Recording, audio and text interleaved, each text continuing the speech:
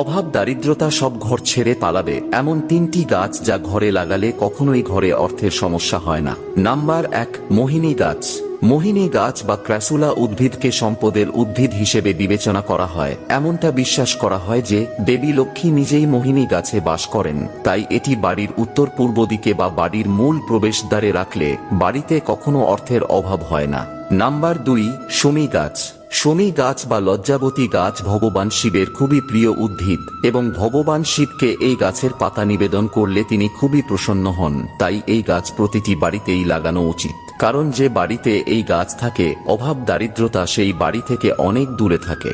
Number 3 গাছটি অত্যন্ত গুরুত্বপূর্ণ, তবে সেটা জানার আগে মা লক্ষ্মীকে আপনার বাড়িতে আমন্ত্রণ জানাতে ভিডিওটি লাইক সাবস্ক্রাইব করে কমেন্টে জয় মা লক্ষ্মী লিখুন।